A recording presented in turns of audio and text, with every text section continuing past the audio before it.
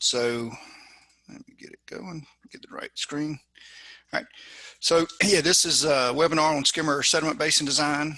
My name is Jamie McCutcheon. I am the principal of RIMAR. Just so you know who's talking to you, I'm a 92 graduate of Clemson University. I will cut my video on at least for the first minute here.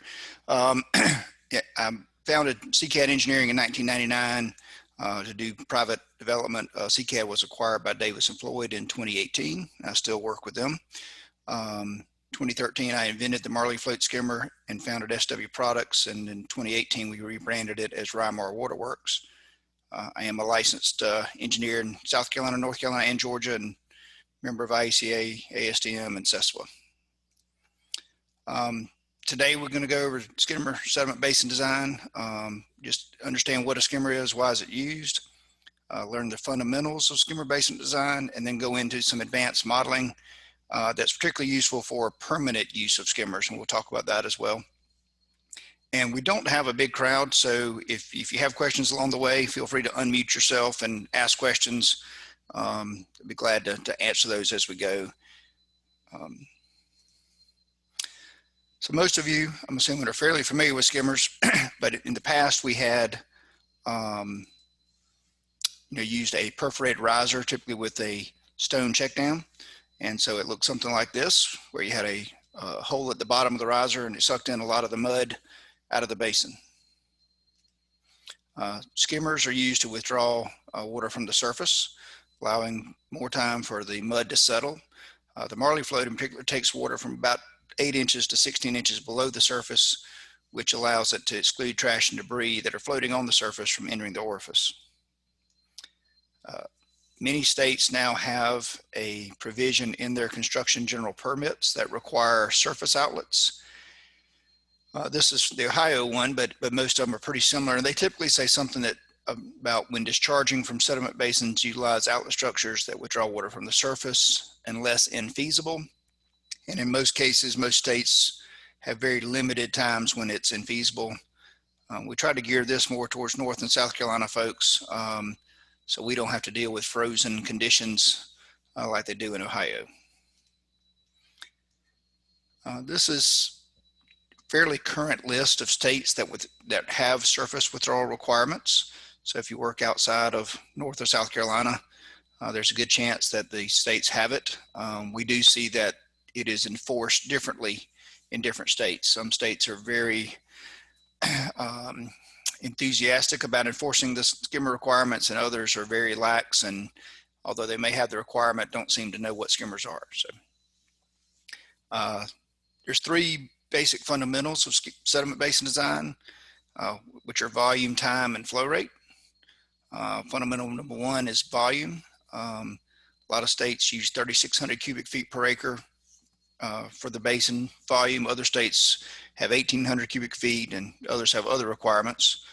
So for example, an 8-acre site at 3,600 cubic feet would need a 28,800 cubic foot volume.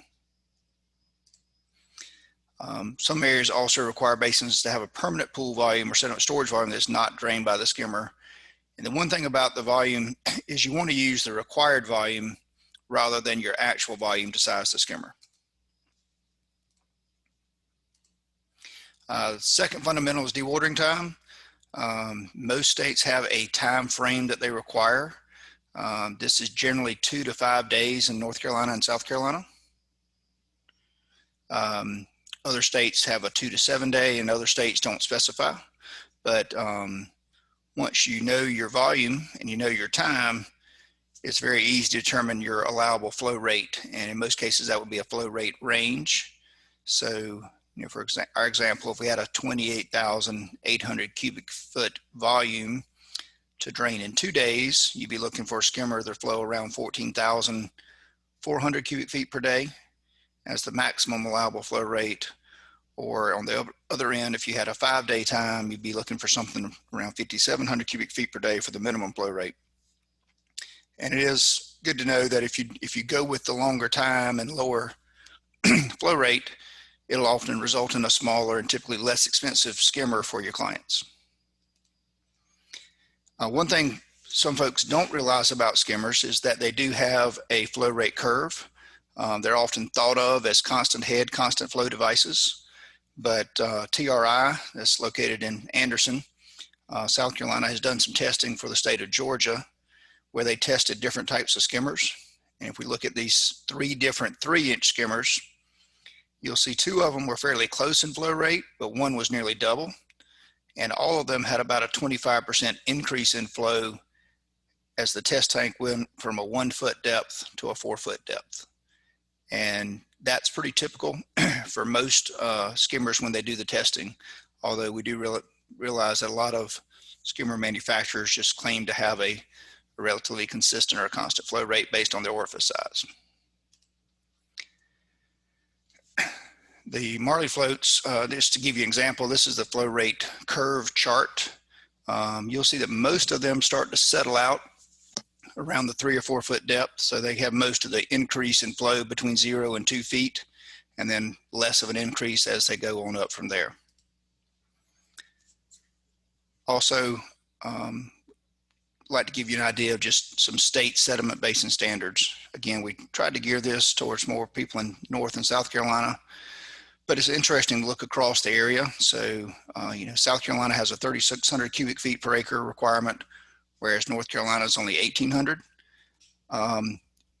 Some states define that as either total area or disturbed area, while others do not.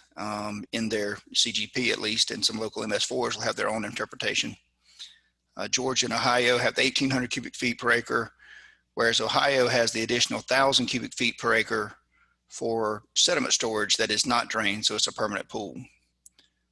Surface area requirements are fairly consistent across the board. If you run the math on these, the formulas for a 10-year storm versus a 2-year storm come out fairly close to each other. Other areas have a maximum depth rather than surface area. And Kentucky is a little bit different in that they make you calculate most of this information as far as surface area and basin volume. Again, the principal spillway design varies from 2-year to 10-year storm. That would be the skimmer and probably the riser structure or any outlets in the riser structure. And most require an emergency spillway. That does vary from 100-year storm to 10-year storm. Other states doing 25-year storm. Skimmer requirements, technically, South Carolina requires it on 10 acres or larger, but any basin that has an outlet structure that's not a rock dam type outlet, typically they want to see a skimmer put in place. North Carolina seems to require skimmers on just about anything. We've seen some large mud puddles that had skimmers on them, and sometimes it's hard to make them take 2 days to drain. Georgia technically is not required in their manual, although it's in their construction general permit, but it's strongly preferred, and a lot of local MS4s do require them. And then again, Ohio's 10 acres, Kentucky is around 5 acres. And then on dewatering time, and we see that this sometimes is looked at closely in some areas, but other areas not so much. But 2 to 5 days is a South Carolina, North Carolina standard. Georgia leaves it up to the engineer based on soil type to figure out what they feel is best. And Ohio is 2 to 7 days. So in order to help with this, we have developed a design aid tool. This is available on our website for free to download. There's 2 versions. There's one version with a permanent pool and one version without.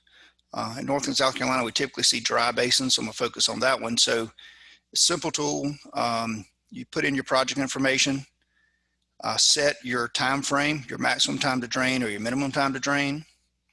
Your pond depth, that would be the depth from the elevation of the outlet of the skimmer, invert of the skimmer outlet, to whatever volume is being drained by the skimmer. And then we've got your top length and width and your bottom length and width. And we realize there's very few square or rectangular basins. And so use your engineering judgment to calculate a pond volume that stays within about 5% of what your required volume is. And we've added this to, based on your area to the basin, how many acres you have in your local requirement, whether that's 3,600 cubic feet or 1,800 cubic feet, you can plug that in here to tell you what you're shooting for as a required volume. And you want to see that your calculated pond volume is pretty close to that. We typically recommend within 5%. Once you do that, and I know you can't read this chart, but it'll calculate the flow rates and drawdown times for all of our skimmers with each orifice configuration.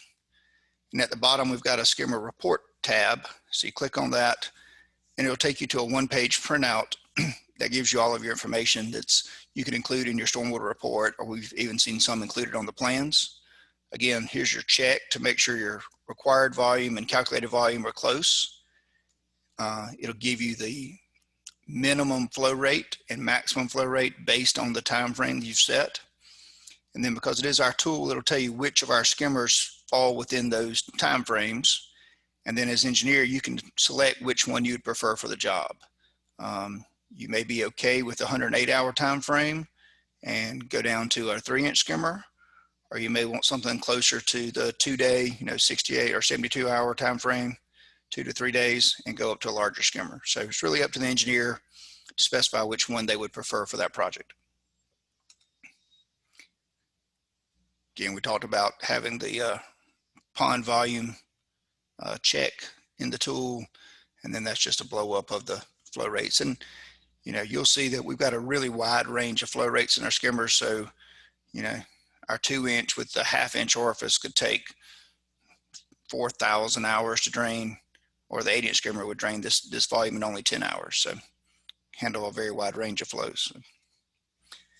We also have sediment details available for you on the website. They're in PDF and CAD. A couple of things about the detail. We have sediment basin criteria. Now you'll adjust this to whatever your local state or MS4 requirements are, particularly the minimum volume. Also, you go ahead and set your minimum and maximum dewatering times on the detail. And then down here is your data block for basins. Often you'll have more than one basin on a project, so you can fill it in for each basin, or you can have multiple details. But we give you a drainage area, that'll be your total area to the basin, disturbed area to the basin. Your Q10 we have on here, it may be 2 depending on what your design requirements are for your sediment basins in your area.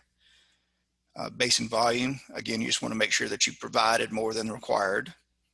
The surface area, again, provided more than required.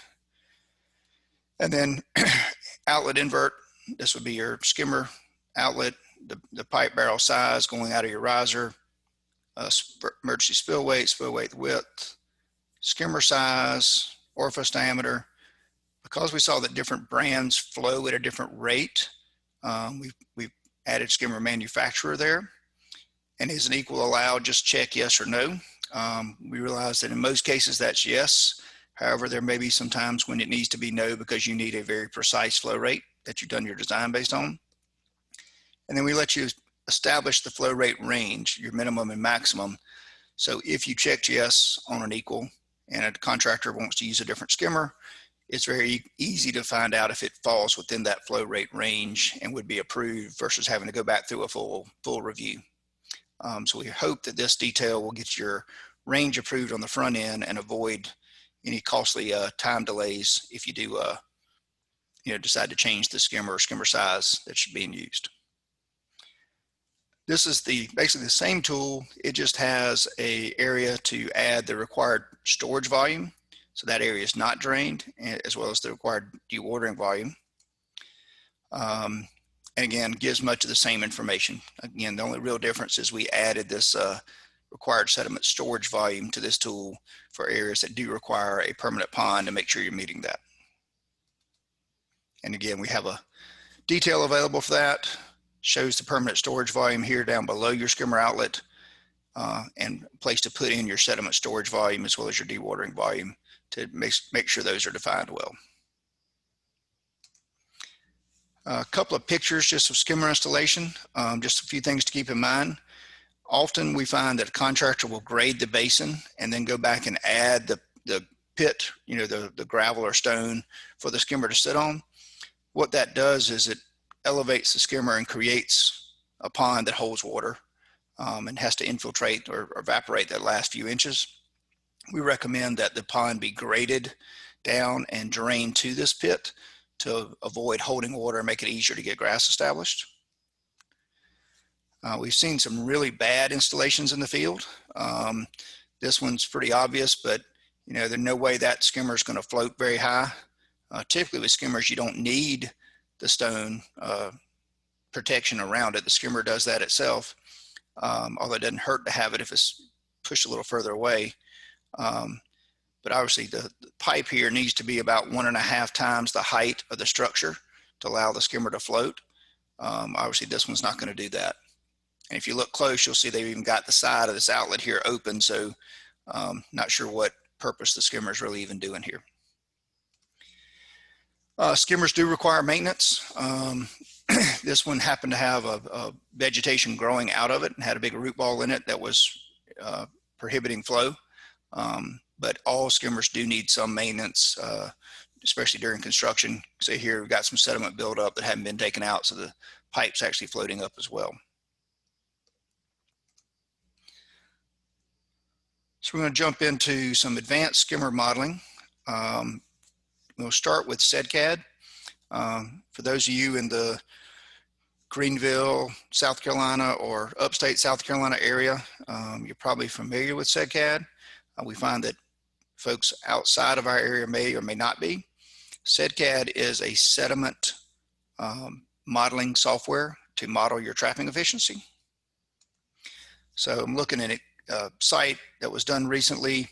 It was an existing warehouse. They had plans to build an additional building. And so we had to do sediment basin to control the sediment for this construction.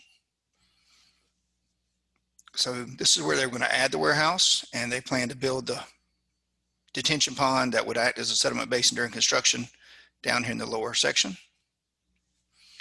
Had about 10 acres flowing to the basin, but only 3.3 acres was disturbed. So we had those numbers for our calculations. And this was the plan for the basin. Again, had a skimmer added to it, had a rock outlet. In this case, we're bypassing some flow, so we wanted it to discharge to the same point. Also have the emergency spillway identified there. So when you're using SEDCAD, first thing you want to do is confirm your design storm type and return period. So for this area in Greenville, we're doing a type 2 storm and a 10-year 24-hour storm with a rainfall for this area of Greenville of 5.5 inches. You also want to check your soil survey for soil type, input the applicable particle size distribution to make sure your sedimentology box is checked, so it'll actually run your sedimentology. I will note that SEDCAD is not the best for doing hydrology, and if you run SEDCAD, you'll probably find your hydrology numbers are different in SEDCAD than in a Hydraflow or Hydrographs or HydroCAD, whatever you may be using for your hydrology modeling. In this case, we have predominantly sisal soils. So we plugged in the sisal particle size distribution from the soil type. Then you input your network and routing information like you would in most hydrology software. In this case, we use a curve number for bare earth conditions of 86. The K factor is a soil erodibility factor. So that's based on your soil type. You input a C factor of 1 for bare earth. That's again a worst case scenario.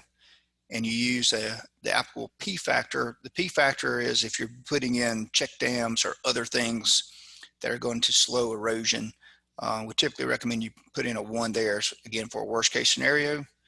Again, we had 2 parts of the watershed. We had 3 acres that was disturbed. So that's the 86 curve number.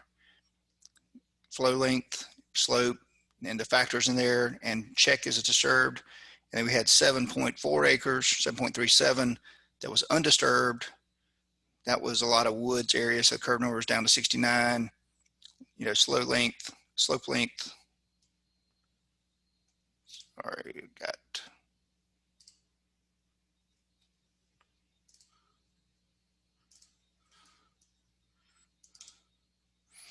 we've got someone I thought was trying to join or ask a question. Oh, the MK and MX, that's your routing. So in this case, it was 1 watershed straight to the basin. So if you had multiple watersheds, that would route your watersheds between each other. in there. So, and if you're not familiar with SEDCAD, it's got pretty good help factor. It's an older program, but the help manual is pretty good directions on it. And if there are ever any real specific questions you get stuck on, please feel free to touch base with us. We'll be glad to help. So is that a shareware program, or you have to buy it? You have to buy it. It's just Google SEDCAD. It's was developed by folks in Kentucky. I believe the University of Kentucky. It was originally for their mining facilities in that area, but it's available. It's not super expensive. Can't remember. I think it's like maybe $300 to $600 for a license, and it's a basically perpetual license. They don't charge like an annual fee or anything to use it. So,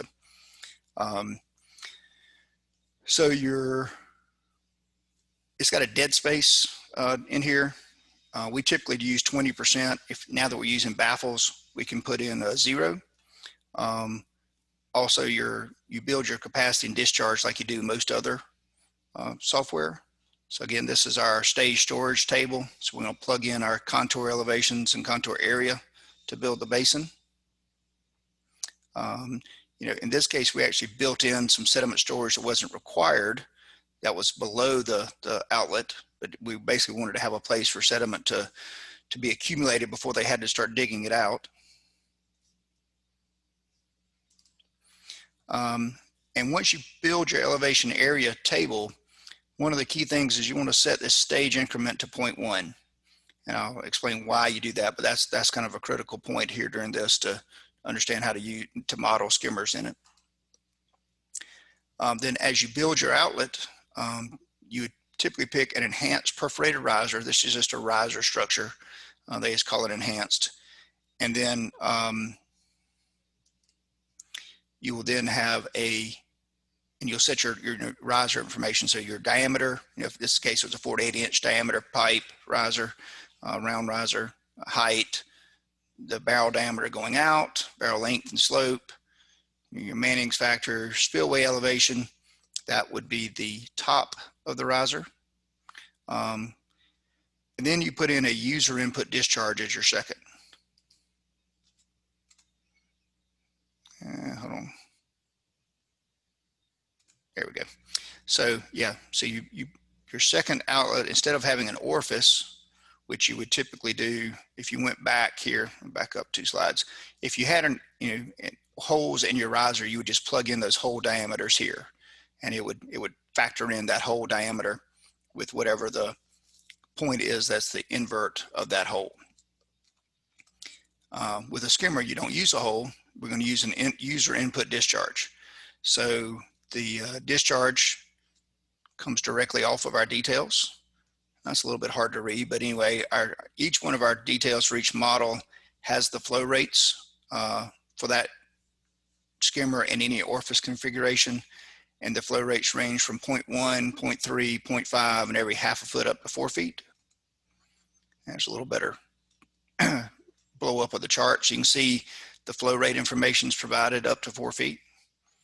And you simply plug that in the table at the 0.1, the 0.3, 0.5, and so on, and SEDCAD will do all the interpolation for you. In this case, our pond was deeper than 4 feet, so we just used the same flow rate at 4 feet to go up. If you feel better, you can extrapolate it. Also, if you would prefer, you can go in and use our design tool and zoom in, just check on the Excel sheet, and it will give you the calculated flow rate based on the flow rate curve to whatever depth you may go to.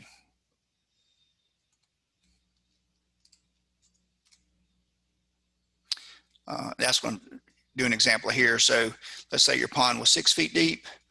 You plug that in our design tool, and then it'll give you the flow rate at the water level depth. It's in inches. You'll need to convert that as needed, but you can see it goes up to a 6 foot depth rather than just the 4 foot depth. So if you want to get more accurate and use the calculated flow rate, it'll tell you in gallons per minute or CFS. So you've got a CFS rate at 68 inches, 64 inches, 61 inches, and so on. So you can see how it varies. But also, as you see, at 48 inches, it was 0.38 CFS, and at just under 6 feet is 0.41. So it has not increased, but 0.03 CFS for that skimmer.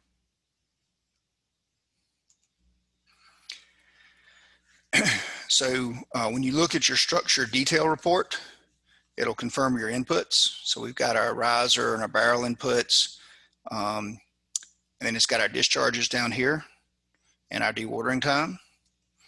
It also tells you your trapping efficiency. In most cases, you're trying to hit an 80% trapping efficiency. You will notice we've got a dewatering time of only 1.5 days. So we did not hit the 2-day minimum time frame that South Carolina typically likes, but we did hit 80%.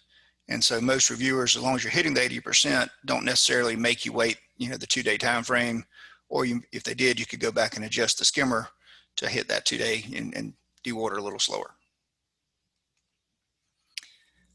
One thing to be aware of with SEDCAD, if you're not familiar with it, and this may be the tip of the day, is SEDCAD does not take into account the surface withdrawal effect of the skimmer. It assumes the water is coming through the entire water column, so it assumes it's coming top, middle, and bottom. And it would be reasonable engineering judgment to assume if you got a SEDCAD output of say 77, 78%, based on it coming through the entire water column, that it's probably reasonable that you're actually getting 80% by using the skimmer. We've had many reviewers that will accept this. I've had a few that will not, but it's worth trying versus, if you're really struggling to get the pond to work and just keep making it bigger, and just for whatever reason you can't get it to hit that magic 80. If you can put in your narrative and explain that, they will often accept it. Again, you're trying to hit 80%. If you don't hit it, you may try another skimmer size. What we've also seen we had to do is plug in, say, modeling the forebay or a check dam prior to the pond. And again, some agencies, if you're just slightly less than 80%, will accept it if you can explain it.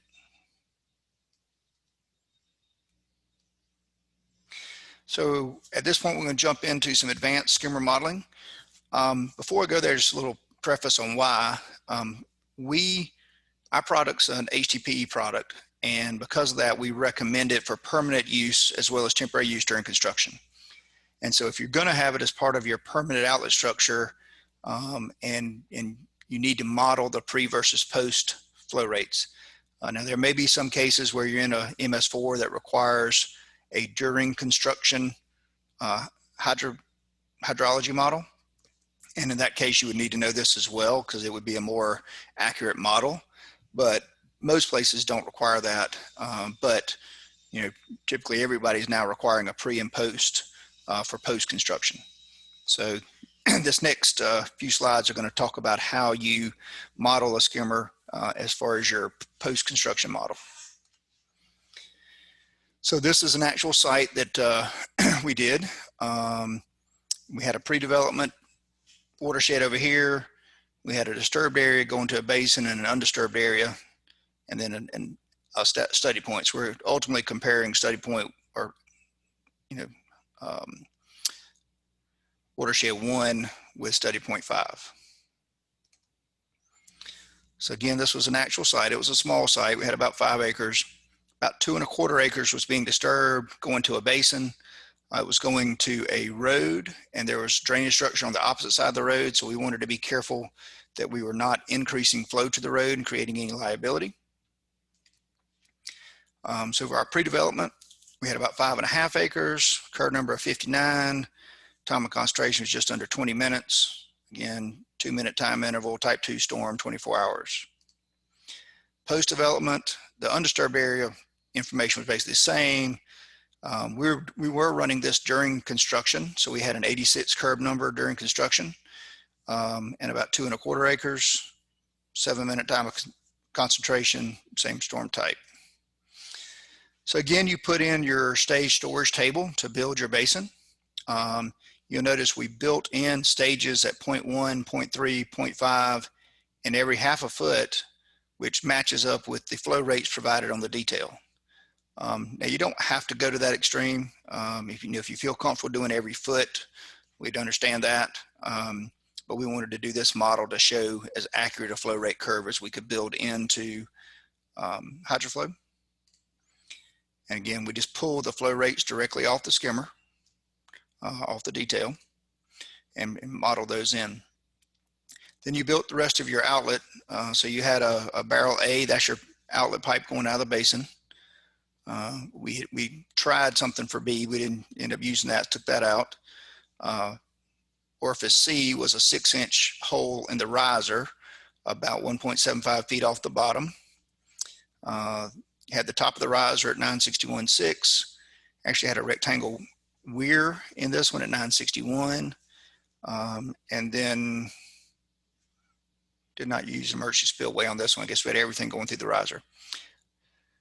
Then the way you model the skimmer is here on the user defined column. So when you're modeling this, if you'll go and plug in your flow rates based on your stage elevation off the detail. So that this is the user defined column is where you put that information in rather than up here in your orifice or weir table.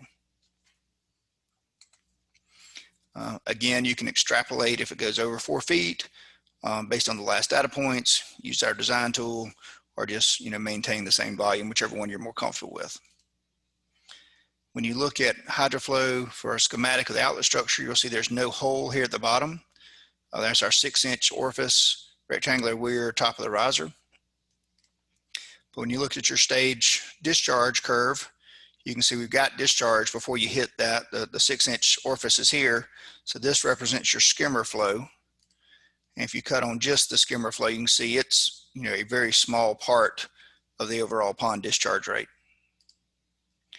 And if you look at your table of defined rates, it'll give you the total outflow, and you'll see that the total outflow is equal to the skimmer flow up until you get to the 2 foot when the other 6-inch orifice kicks in and the other orifices kick in. So in this case, we had a 2-year flow of about 2.33 CFS for pre. City let us go up to 2.48 CFS, so about 0.15 CFS increase on the 2-year storm, but our 10-year storm had a decrease of about half a CFS. And so that was acceptable in this case, and they felt it's more important to control the 10, and so that worked. Because it was during construction, we checked, fortunately not by review, but just for example, and the basin actually completely drains within about 29 hours. And if you really look at it, it doesn't fill up till about 12 hours. So it's really only taken about 17 hours for this basin to drain out. And so it's not meeting our 2-day time frame. You check the stage elevation and it is pretty much full. So that's basically the top of the basin is there. So there's not much more room in the basin. But just for example, we plugged in a smaller skimmer and forced it to take longer to drain. So we got out to 66 hours now. And even if you went from the 12 hours, that'd be 54 hours. So you still meet your 48-hour requirement. Again, the basin's full. You can see the discharge, and this is the slow discharge of this, basically just the skimmer discharge from this point on. Interestingly enough, when you reduce the skimmer, you actually increase the peak flow for the area. The reason is that the skimmer didn't let out water as fast. Water got deeper in the basin, got higher on the riser structure, and therefore our peak actually went up to almost 11 CFS. In this case, this wasn't required. The city just accepted the SEDCAD to show we met 80% versus having to meet the 48-hour time frame. But just an example to show that reducing skimmer size can actually increase your peak rate. So, and again, if there are any questions from anyone, please let me know. We'll be glad to answer as we go along. But we also have done advanced skimmer modeling in HydroCAD. If you're not familiar with HydroCAD, it is a very similar program to Hydraflow Hydrographs. However, the company's smaller. Obviously, Hydraflow was purchased by Autodesk, so now they're part of the AutoCAD giant. HydroCAD's a little more responsive, smaller company, and they have built in a number of proprietary products into their software.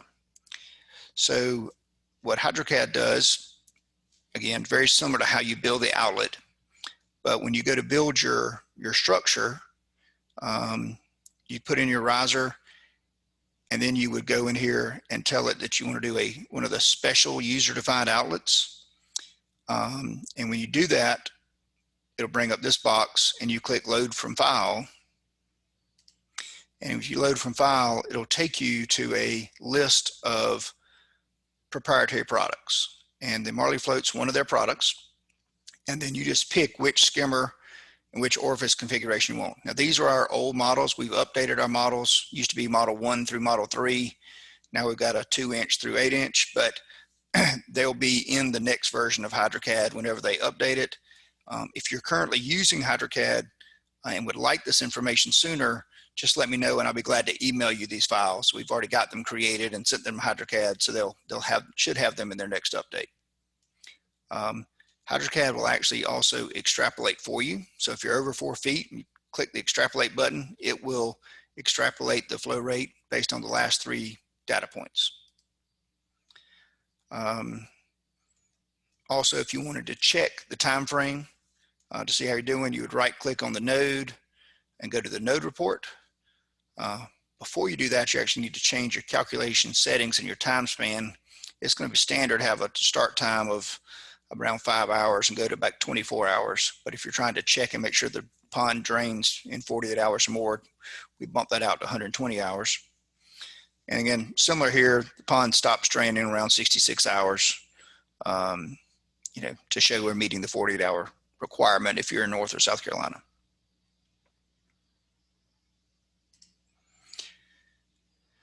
So again, we touch on this because of the permanent, recommending permanent use of skimmers. So I want to give you 2 examples where we put skimmers in for permanent use, and these are primarily for maintenance, although there's some other benefits as well. But this is a pond that was actually in Simpsonville, South Carolina. The pond had not been maintained for, we think, around 15 years. Had all this trash and junk floating in it, was holding water. We got all the timber cleared out of it and the banks cut, and we figured out, back up, that these holes here were about 3 feet above the bottom, but then we tracked down the old plans and there was a 2-inch outlet 7 feet below the muck. And so the owner was looking at having to excavate 7 feet out of this pond. It had extremely steep side slopes. The cost to excavate and get the muck out was going to be around $75,000 to $100,000. So instead, we worked with the owner and the county. We redesigned the pond. We closed up these holes. We added some a little higher above. We were lucky that the pond had some extra volume built in, but the owner was very concerned about putting a 2-inch hole back at the bottom of this thing and just the nightmare of being able to maintain that. So we taught the county into letting us put in a skimmer as a pilot program. And so we monitored it monthly. And you can see it's being monitored. Even though the skimmer outlet is not all the way at the bottom of the pond, the water here did infiltrate. So it was going out, so it wouldn't hold, too very long there.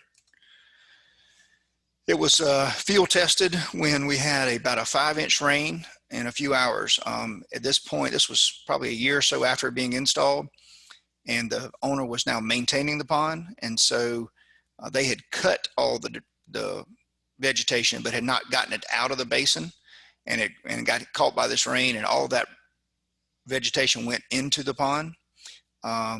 Actually filled the pond up to the top here, which that picture is a little deceiving. It's about 15 feet from ground elevation to top of that riser.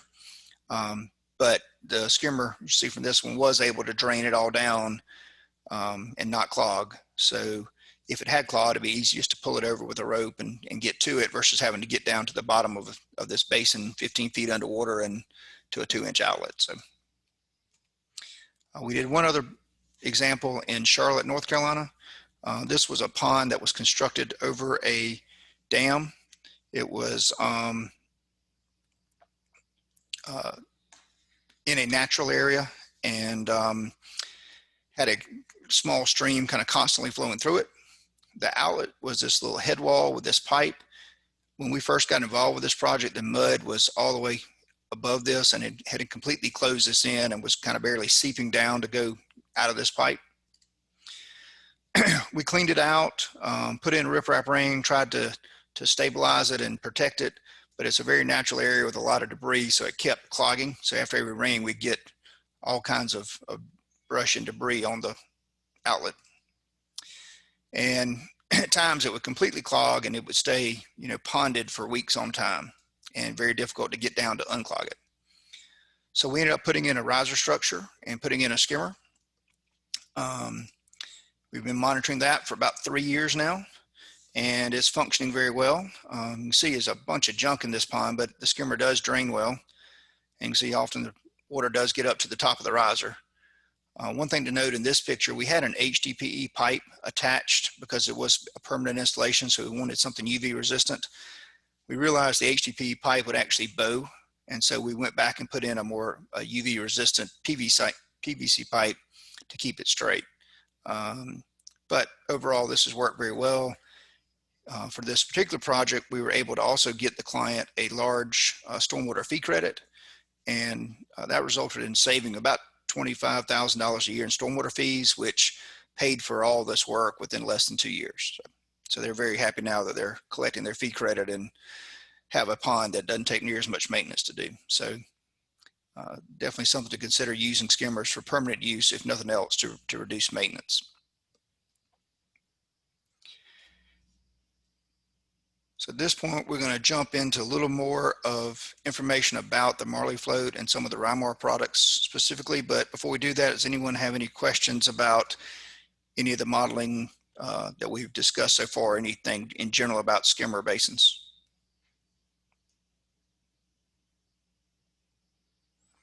All right, hearing none, we'll move on to the next. So I invite each of you to check out our website. We're proud of our website. We think it's one of the best in the industry. A lot of information there on our products. The Marley float page has the design tool that I mentioned as far as the Excel sheet, or the permanent pool. That was based on an Ohio design, so we have it referenced there. Comparison chart you can compare how our skimmers flow to other skimmers. And then we have product details, cut sheets for a variety of things.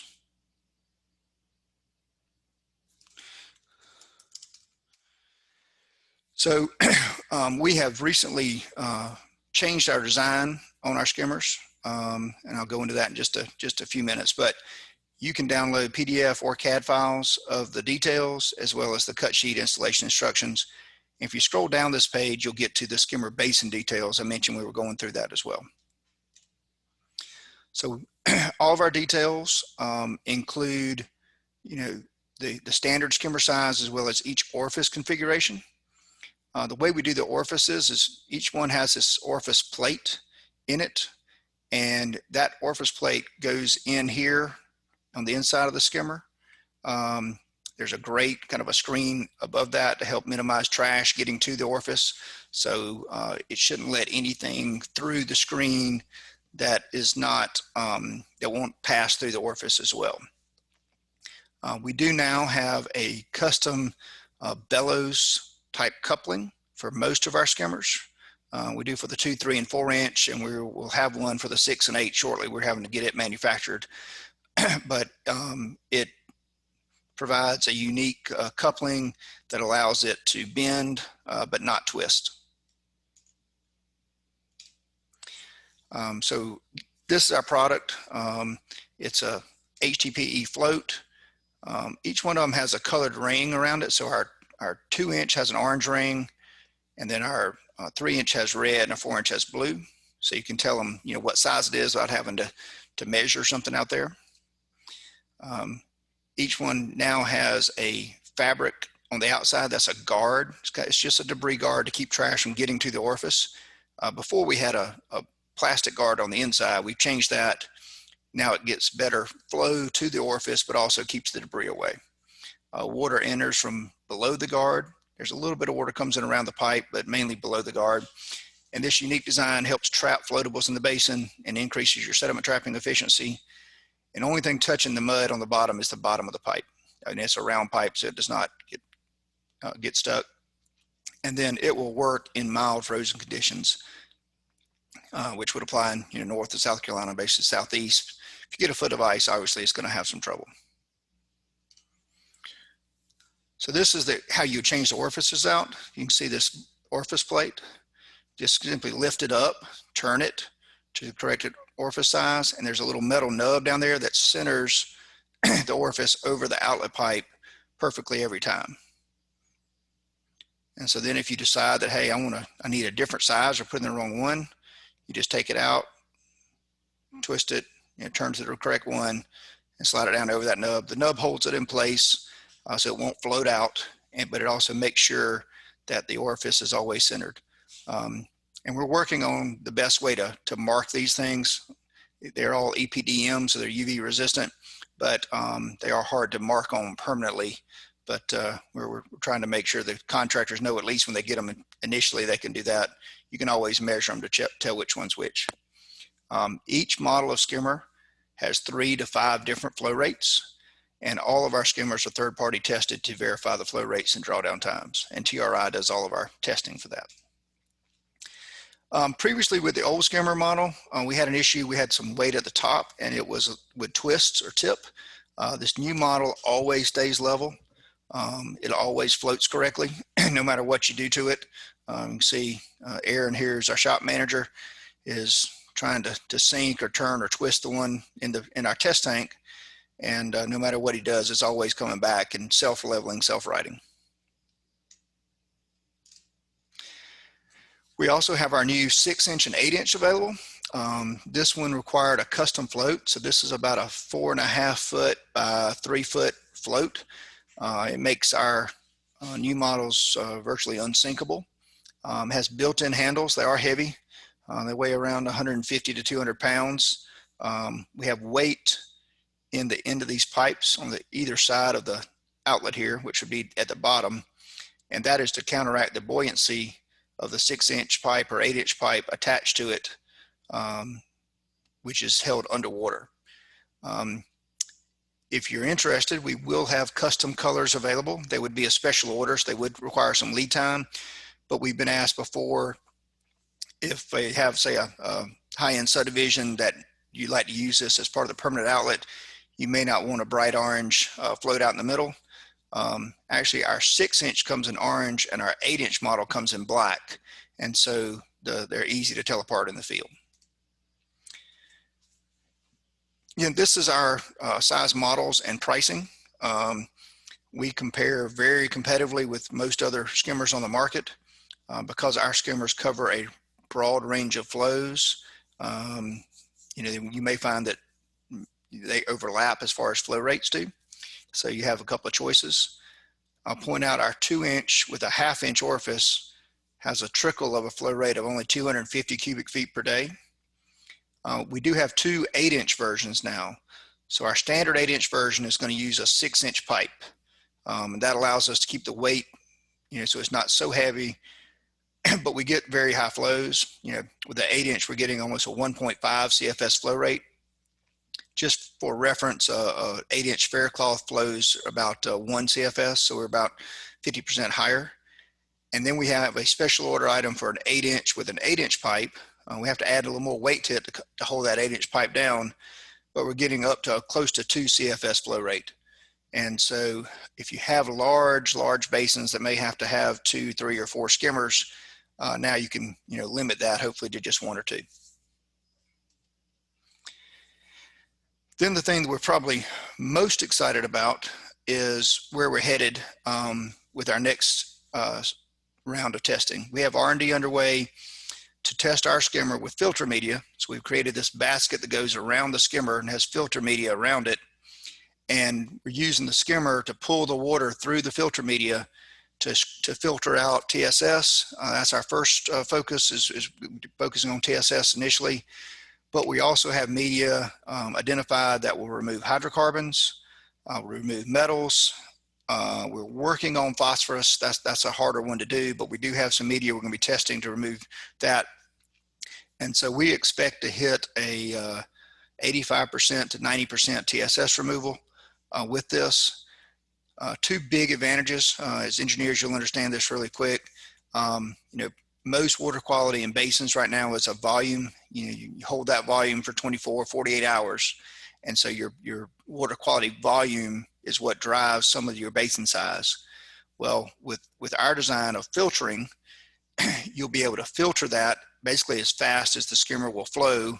So you know, if your first storm event you've got to control is a 2-year storm, and say it's a 1.5 CFS flow rate, then you could possibly put in our 8-inch skimmer with the 8-inch orifice that flows at 1.5 CFS, meet your 2-year flow rate, but you're still treating 100% of the flow from the water quality storm and filtering that.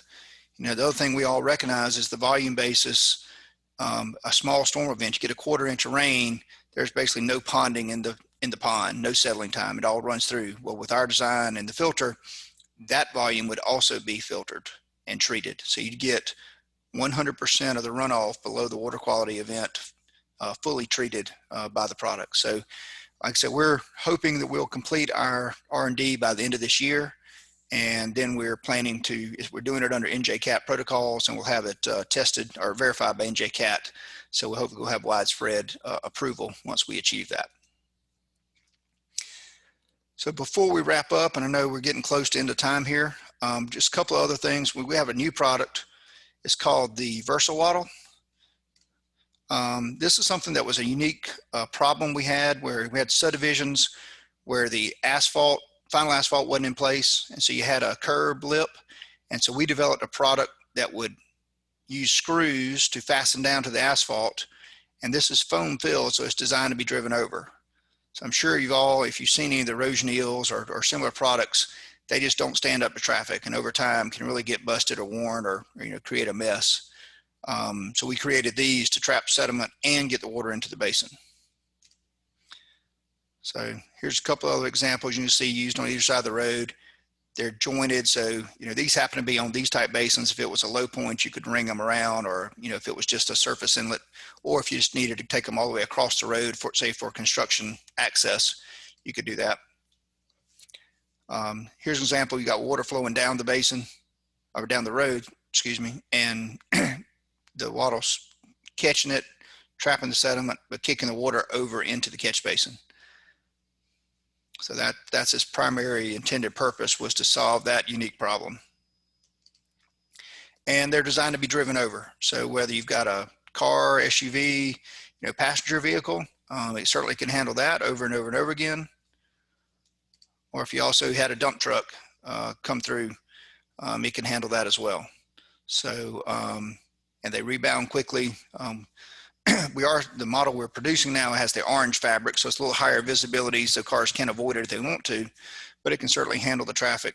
But you can see from here, we've had these models tested for over a year in place, and they've held up extremely well. Do require maintenance. I think that's one thing that contractors maybe don't like about them, is they actually do a really good job of trapping sediment, but it's simply taking a shovel and you know, scraping it out and getting rid of it.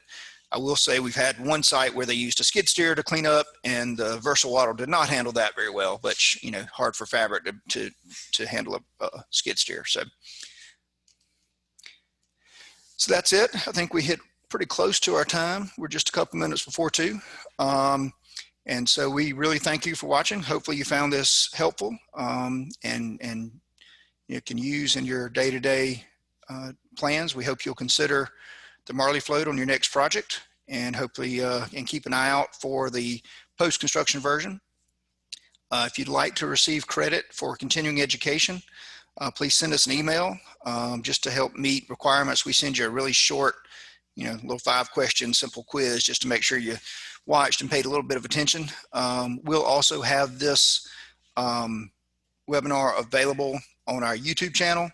And Ryan will be emailing out links to anyone that you know, would like to have that, or maybe wasn't able to attend today for whatever reason, or had to cut short.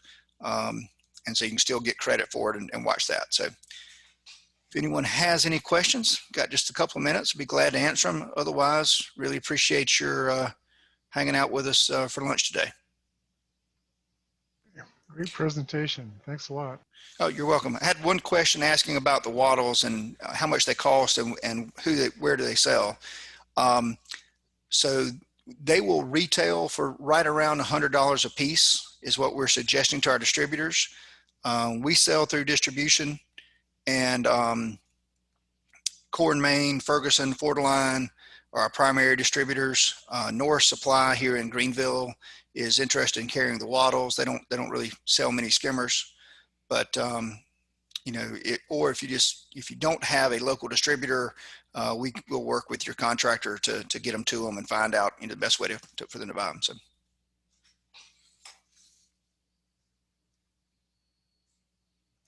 any other questions before we wrap up?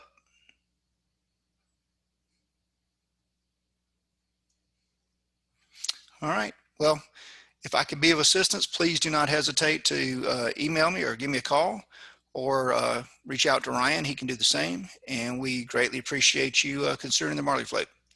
Hope you all have a great day. Thanks.